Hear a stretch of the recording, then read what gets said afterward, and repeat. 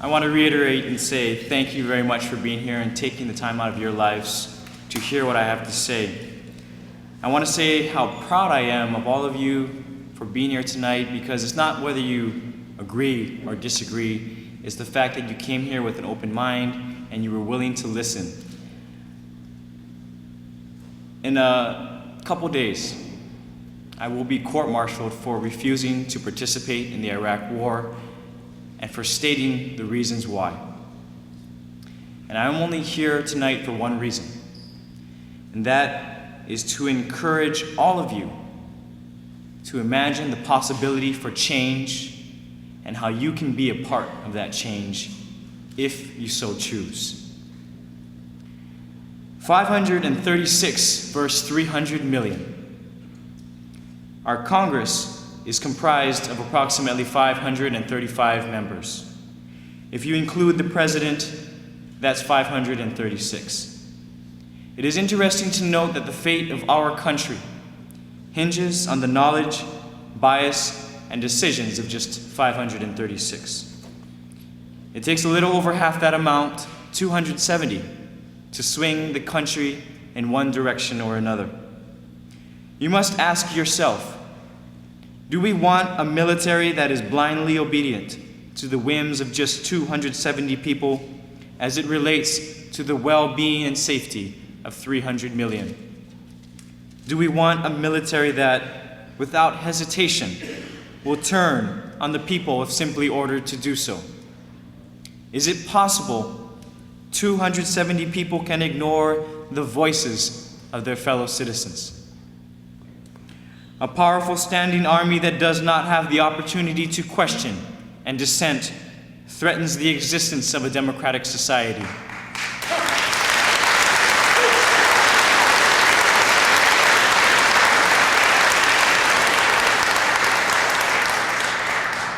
It undermines the very essence of freedom. To have it under the control of only several hundred people, much less one, is extremely dangerous. Which is why, upon appointment or election to any office within the civil service of our government, the officer swears an oath to protect the Constitution, not any one person or select group of people, and against all existential threats, be they foreign or domestic. An appointed or elected officer is a protector of this country. And not only is it their moral obligation, but their constitutional duty to impede and prevent the willful dismissal of the welfare of the people. As an appointed officer of the armed forces, I have sworn an oath to protect this country from all threats and at all costs. I swear no loyalty to the Commander-in-Chief, but to the Constitution.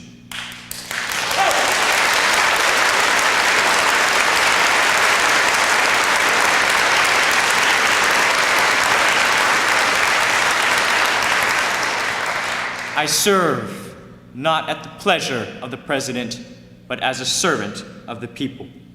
Indeed, the oath I take is the exact same as our elected representatives.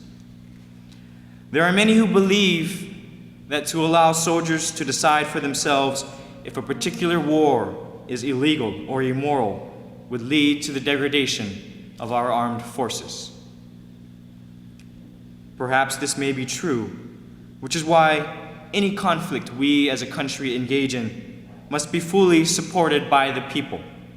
The justifications for the sacrifice must be clear and transparent, and the decisions of those in charge must always be held to account. We cannot allow our service members to be placed in a position of moral and legal ambiguity. Still, if there is a small number of those who cannot partake in these affairs, who would be racked with guilt for betraying their moral judgment, whose questions over the justifications go unanswered, there must be an outlet for those who would throw away their livelihoods, their friendships, and their careers.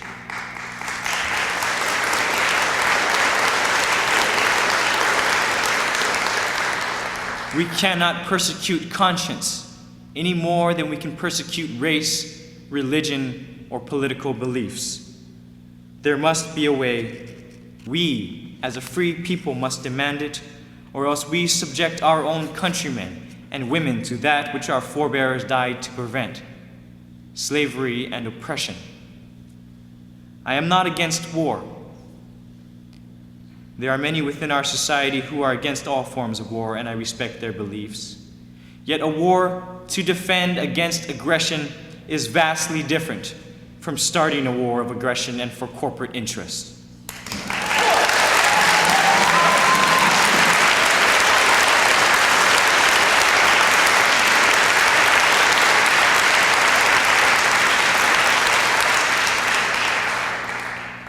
Three and a half years ago, I did not join the army to be an agitator or a radical. But just a year ago, I only stated that I could not be part of something deeply illegal and immoral, and I requestfully asked to be separated completely from it.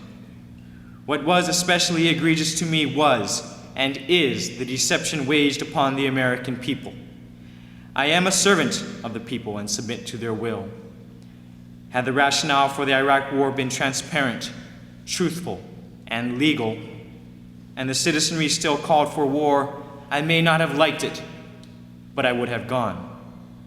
Instead, we have all been deceived over this war, and as a result, the will of the people, the will of all of you, has been ignored. This war, like any war, has cost so much.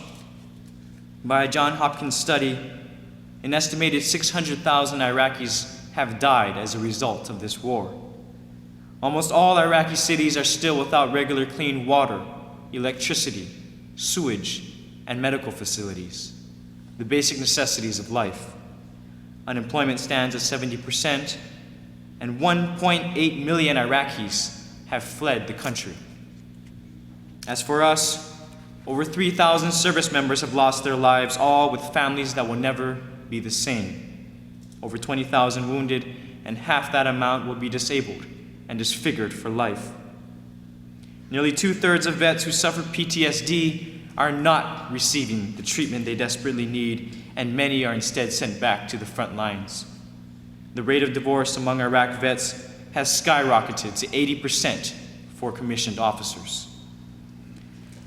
$500 billion American tax dollars has been spent on the war, valuable resources that could go to fund healthcare, education, and perhaps the victims of Hurricane Katrina.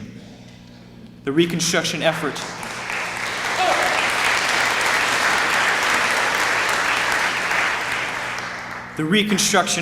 has failed and wasted millions.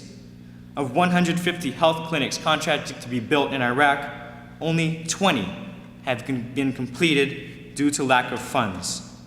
A once touted $75 million police academy was so poorly built that it is now uninhabitable and must be partially demolished. Today, while American troops train Iraqis to defend their country, the Iraqi parliament is about to pass an American-engineered law to give virtually complete control of the oil fields to Exxon, Shell, BP, and other foreign oil cartels indefinitely. Do you think the American military will ever be allowed to leave so long as there are profits to protect? Do you think any Iraqi will rest until the occupiers and exploiters are completely expelled from their homeland?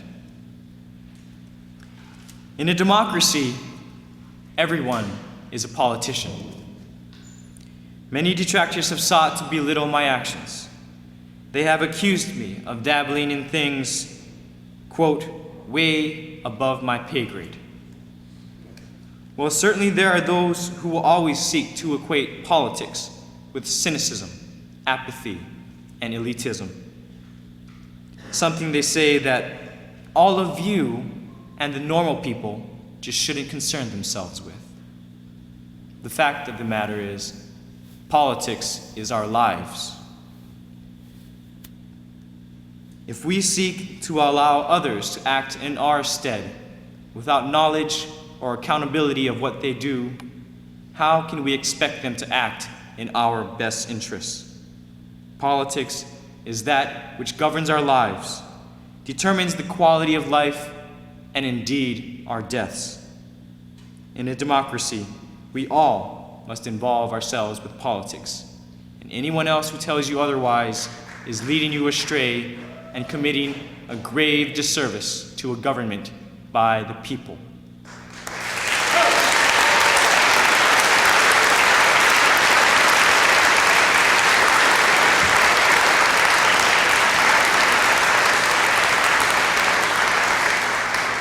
As for my pay grade, it is not the pay or rank that inspires me or gives me the right to speak of that which is wrong in our country.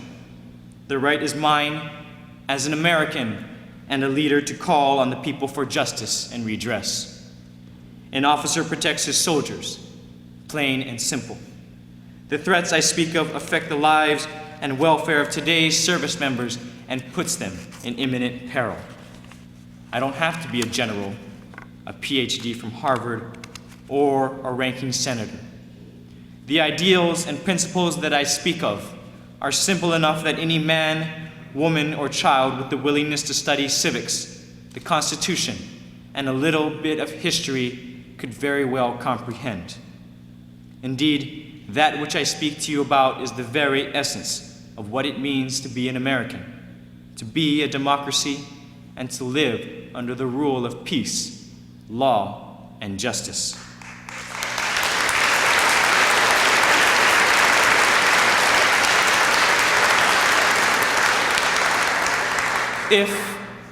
If this is what we want for our future, we must educate ourselves in how to bring it about.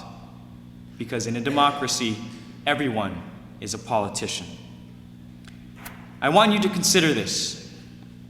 Does the occupation of Iraq protect or hurt the American people? How great is the threat to our democracy when elected leaders intentionally mislead the public and do so with impunity? If an occupation of another country threatens the safety of the American people, if it is led by men and women who are not accountable for their actions, and if the vast majority of people in this country are ignorant of the facts, what is left for the men and women who pledge their lives for this country to do? These are the questions I've asked myself. Then I want you to consider, what is the responsibility of us all when it comes to the actions of our government? What is our responsibility when those who are empowered to serve us fail in their obligation? In officer candidate school, we had a saying: freedom is never free. This is true, except that in a democracy, everyone must pay to retain it, and surely everyone pays if it is lost.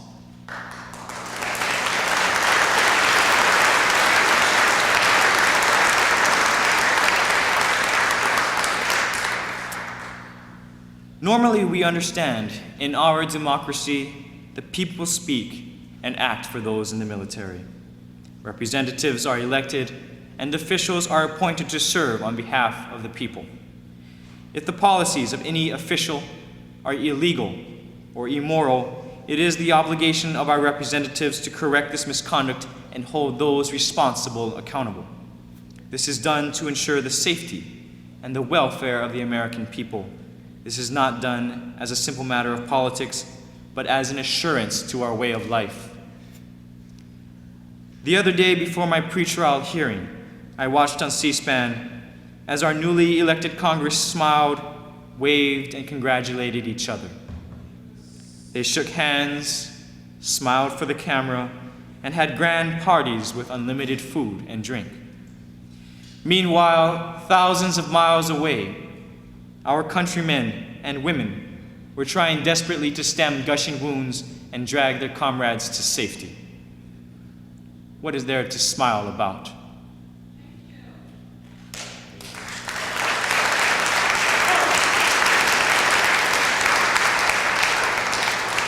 In no small way, the majority of our elected representatives have failed the people. Be they Republican or Democrat, those with the power and duty have failed to protect the people against the violation of civil liberties, abuse of constitutional powers, and rampant violations of international and federal law.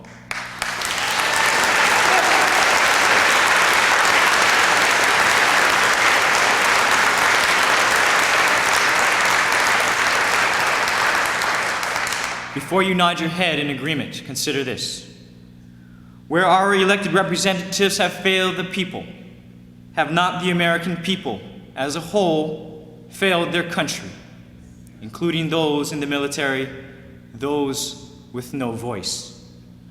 Somehow I am told those in the military do not have a right to question or dissent. Then who, I ask, is speaking for us? Who is acting on our behalf? Some will say because the war persists, the people will it, and therefore it could not be illegal or immoral. Could it be, though, that the vast majority of the American people do not care about the legality or morality of the Iraq War because it does not personally affect them, nor are they willing to risk much to stop it if it is? We in the military are paying a horrible price, and very few of the 300 million people in this country seem to be willing to help us, to scream out, to stop this tragedy this very instant. Is it any wonder that I have stood up? Would you not have done the same if you watched helplessly as your brothers and sisters perish, powerless to do anything about it? As those with the power, your countrymen and women seem more interested in American Idol and fantasy football than the intricacies of the Iraq War.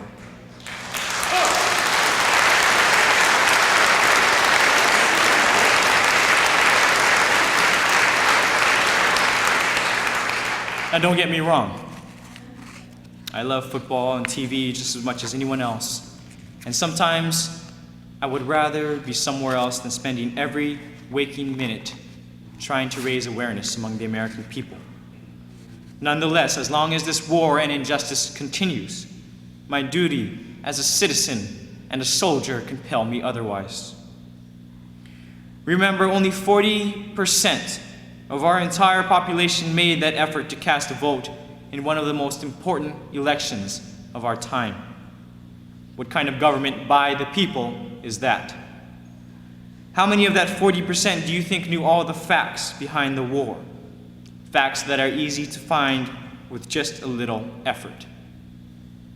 And the integrity of our election system is cast into doubt by massive failures of electronic voting machines made by companies with ties to politicians. What kind of democracy are we living in? Are you not as outraged as I am?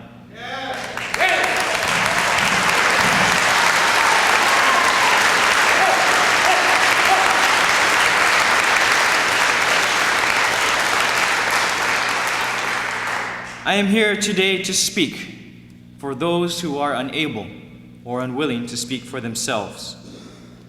The American people as a whole have relinquished their responsibility, and therefore the solution to this problem lies with those who have the knowledge and the willingness to act. If it should fall on those within the military, then so be it. There is little alternative when it comes to the safety and care of this country and its soldiers. For many officers in the Army, my colleagues, this all-encompassing duty to country simply does not resonate. For many officers, they feel their only duty is to the men and women under their command, and anything else is beyond their purview. Now, I would not necessarily disagree. Indeed, one of our duties is to protect the lives of soldiers. Thus, when the voices of those who tell me I have abandoned my troops arise, I take great offense. What I have embarked upon and what I sacrifice today is for those who have lost their lives and those still struggling to stay alive, whether they realize it or not. Yes, I have broken ranks.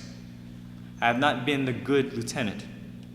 I have broken ranks because there is no other alternative to save lives.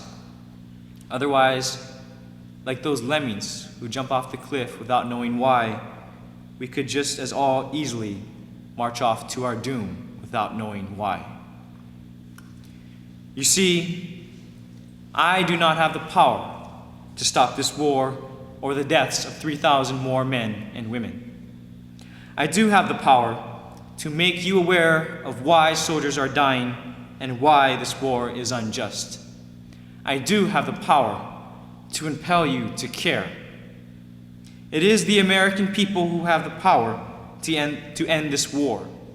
It is the American people who can save the lives of every soldier who dies or who may die from this day on. But only if they have the will to do so. They can try me, convict or acquit me and sentence me. My life does not matter. But the lives of 3,000 more soldiers do.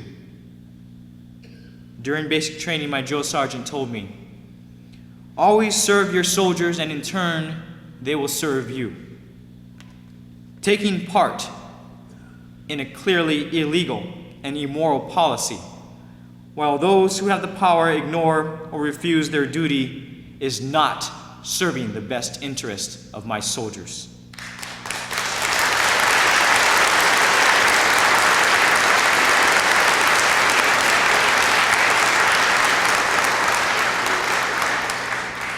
Appealing to those with the power to change is.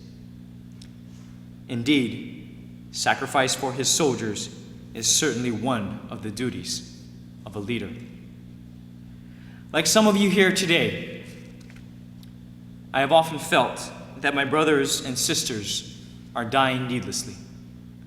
Certainly, we are not dying for any of the reasons we are given: liberty, freedom, democracy, or a war on terror.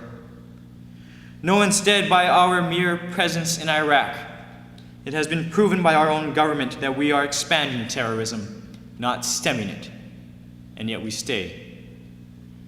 It took me a long time to understand what they had all died for, and I think I now know.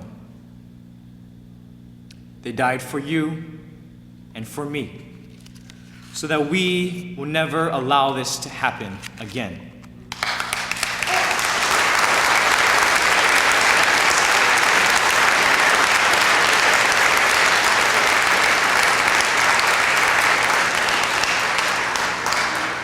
Only if we do nothing, if we ignore their sacrifice as having nothing personally to do with us, will those deaths be in vain.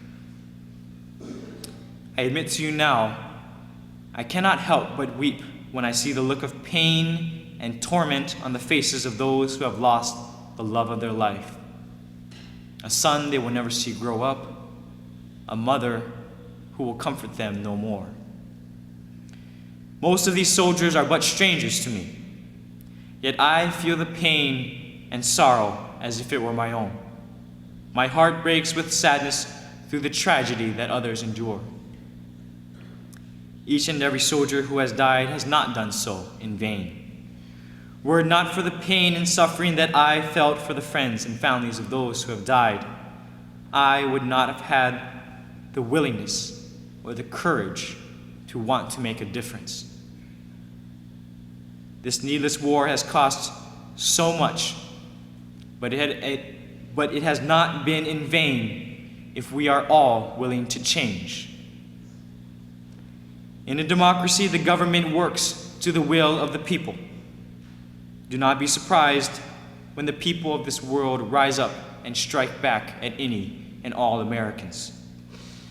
If we do not stand up and give our all to correct the wrongs of our government, then we are equally at fault. For those who have died and been wounded, their sacrifice is not meaningless. To me, their tragic deaths are so meaningful, they have moved me to do what I never thought I could or should do. My hope is that their deaths will mean something to you, and one day you will stand with me and them and say no more. The names have been changed to forget the past and protect the guilty. Make no mistake, the arguments used against me in my court-martial are the same ones they used 30 years ago. Nothing's changed, except the names. Indeed, Vietnam is now Iraq. I want you to imagine this scene, where those who judge me will sit. 30-some years ago sat another group of officers who were given the same arguments by another brash young Army prosecutor who believed he was protecting the integrity of the military. A judge, who is much older now, sat in a similar chair as my judge, and I'm sure he felt equally justified in not challenging the administration's policy. Nothing has changed, ladies and gentlemen, except the faces and the names. Nothing has changed because we did not learn the lesson of Vietnam. We never did hold to account those who lied, deceived, and betrayed the trust of the American people.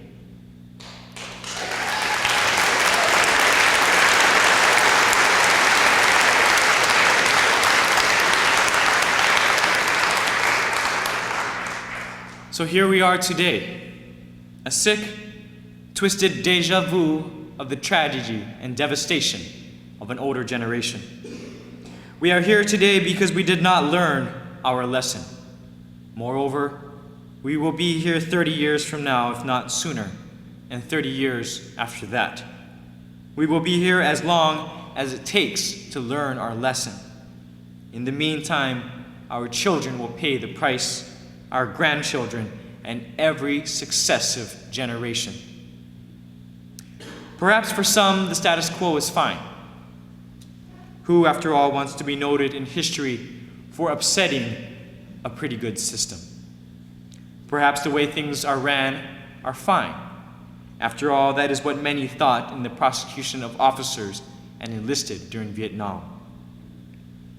Yet today, the majority of Americans, including those in the military, the generals who were but lieutenants fighting and wounded in the jungles of Vietnam, know that war to have been wrong and unjustified then, and certainly in hindsight.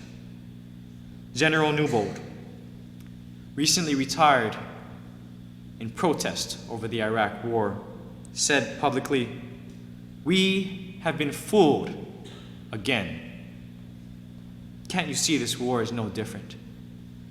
No different except painted to be by those who wish to prolong it, the profiteers and ideologues. Yet they seek to use the same arguments against me." 5 years passed and 25,000 plus more lives were lost after the Vietnam War was determined unwinnable by Secretary of Defense Robert McNamara.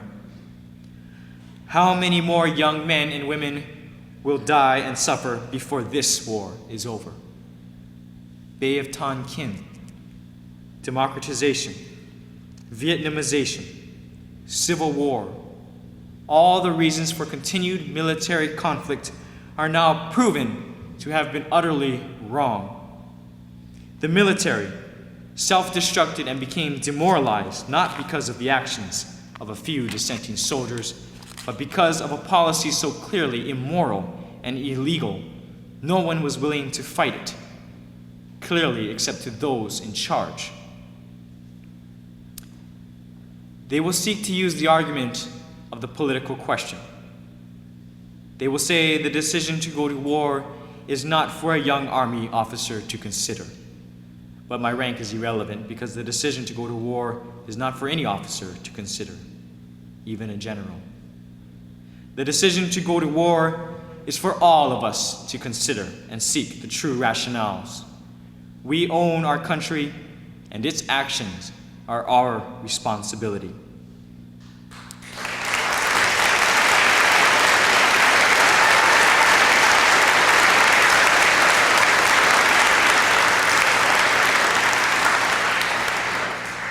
Nevertheless, all soldiers in a free society must know the true reasons for which he or she is about to sacrifice their life. They must go to war willingly and in full belief that what they are about to undertake is just and righteous. To have an army without this is to be without freedom. How can we ask others to fight for that in which they do not have themselves? We want to believe, many of us want to believe, our present democracy is still functioning. Because if it isn't, it would compel us to sacrifice more than we are used to. No longer could we rely on others to be vigilant for us as we focus on the more important things in life. Many believe if we allow it, over time, American democracy will right itself. Perhaps the balance of power may tip, but what lesson have we learned? What insurance do we have that this will never happen again? The Vietnam War ended only because of a fluke. The lesson was lost, which is this: deception over war should never be allowed or condoned in a free society.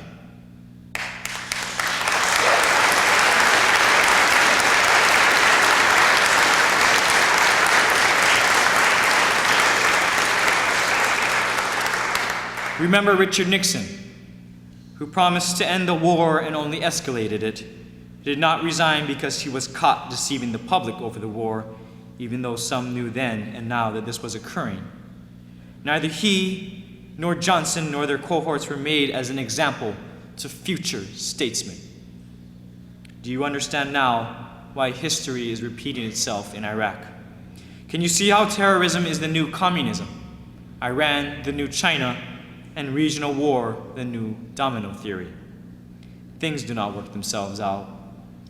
They are swept aside for the sake of bipartisanship and forgotten only to be repeated at the cost of future generations. 536 people will determine our future. Will they do so in a vacuum or as the recipients and servants of our collective voice? Normally, we could afford to correct these wrongs over time, over decades, perhaps even as long as a generation.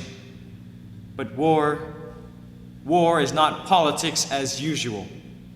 We can wait for events to correct themselves. Yet every day we wait for others to do the right thing. More and more of our young men and women are dying and suffering. Will you accept the deaths of 3,000 more young men and women, the pain and suffering of 3,000 more military families, when you can do something about this today? No.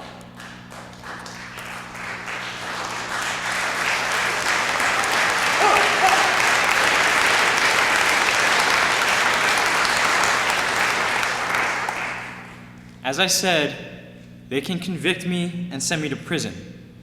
In the grand scheme of things, it changes nothing. This war can continue for years. Thousands more Americans will be killed, billions more spent, and we may eventually withdraw. But 30 years into the future, our children and grandchildren will shed their blood and perish in another war of choice. Another lieutenant will stand before you, as I have done, and plead again with the people to fulfill their civic duty. This will happen unless we as a society change, unless we sacrifice now. My sacrifice and their deaths will be meaningful if it compels you to act. It is one thing to end a war. It is another to ensure it never happens again.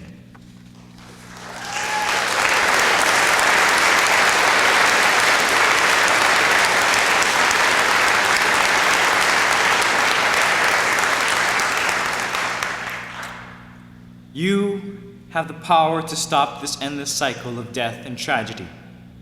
You have the power to change history. You can bypass this opportunity, wash your hands of any obligation and not change a thing. Or we can put an end to this cycle of violence and war, this timeless killer of young Americans once and for all. You have the power to fulfill your obligation to each other and those in the military where others have failed.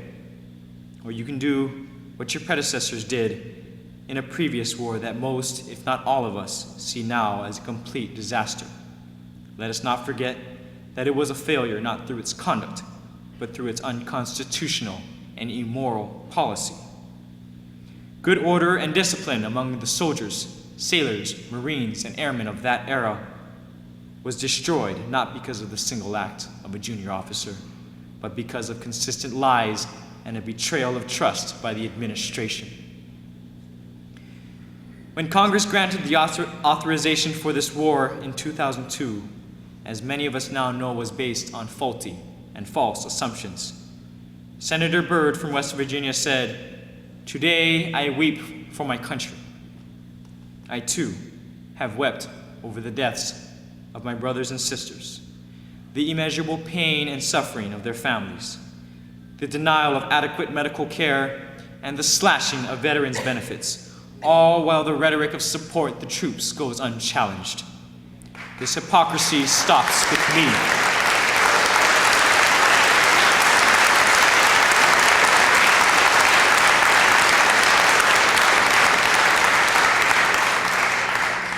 I know that what I say in court to the military panel will probably not matter much, but the voices of all of you and the voices of millions will.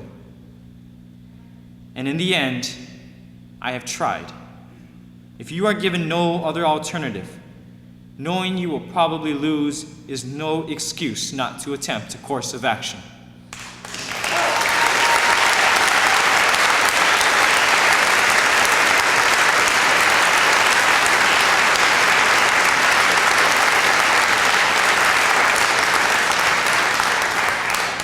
I can only promise you one thing. We will try. I and others like me will try in every unjust war, in every place, and in every time. We will always try. Someday, somewhere, I hope that there will be Americans, perhaps a panel of officers, who will ask themselves if they are willing to forgo this opportunity to pass the buck and risk the lives of their children and grandchildren.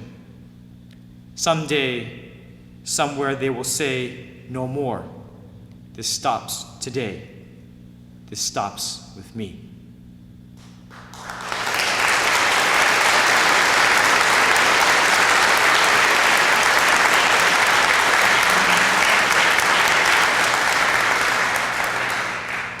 I leave with you tonight the immortal words of the late Martin Luther King Jr.